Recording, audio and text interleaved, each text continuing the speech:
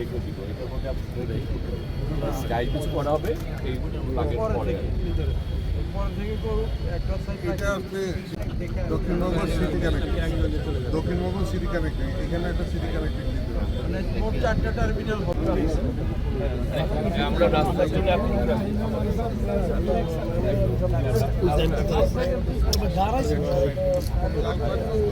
মানে এটার পিছনেরটা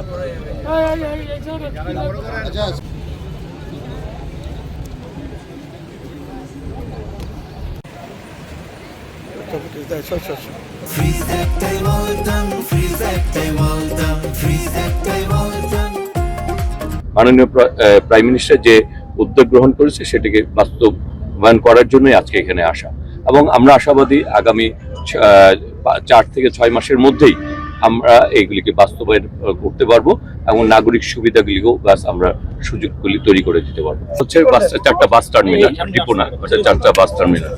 হয়তোবা বিগত সরকারের সময় সেগুলিকে অনেকেই ডিপো হিসাবে ব্যবহার করা শুরু করেছিল, যে কারণে ঢাকার যানজটটা ভোগান্তি স্বীকার করেছিল জনগণকে।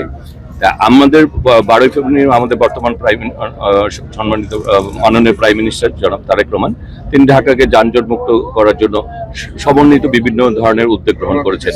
সেই উদ্যোগের অংশ হিসাবেই আজকে আমাদের বিশেষ করে আজকে আমরা বলতে এসেছি ফুলবাড়িয়া এবং যাত্রাবাড়ি সাইদাবাদ যে বাস স্ট্যান্ড আছে তার কিছু অংশকে, বেশিরভাগ অংশকেই, কিছু অংশকে কেরানীগঞ্জ এবং কিছু অংশকে আজকে নারায়ণগঞ্জের এই জায়গায় তাজপুরের এই সোনারগাঁও এই অংশে আমরা স্থানান্তরের জন্য যে উদ্যোগ গ্রহণ করা হয়েছে সেটি সরজমিনে পরিদর্শন করার জন্য আমরা এখানে উপস্থিত হয়েছি। এটা উল্লেখ করেছেন ঢাকা সিলেট হাইওয়ে, এটিকে উন্নয়ন করার জন্য আমরা যে ইতিমধ্যে বিগত সময়ে সেটির 20% এটির কাজ হয়েছিল, ইতিমধ্যে প্রায় 48% কাজ কিন্তু আমরা সমাপ্ত করতে পেরেছি ভূমি অধিগ্রহণের, এবং কাজ কিন্তু চলছে।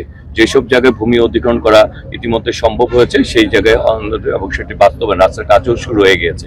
আমরা এবং আমাদের সরকারও ঢাকা সিলেট হাইওয়ে এটি উন্নয়ন করার জন্য অলরেডি বাস্তবায়নের কাজ চলছে। আমি নিজেও সেই এলাকা পরিদর্শন করেছি। এআই প্রযুক্তির নির্দিষ্ট কোনো একটি অংশের জন্য বা কয়েকটি সিগন্যালের জন্য কিন্তু করা হয়নি, এটা টোটাল ঢাকার যতগুলি সিগন্যাল আছে যেগুলি গুরুত্বপূর্ণ বেশিরভাগ প্রাথমিক পর্যায়ে এগুলি এআই পদ্ধতি বাস্তবায়ন করা হবে, কিন্তু পর্যায়ক্রমে সব জায়গায় এই কাজগুলি সম্পন্ন করা হবে।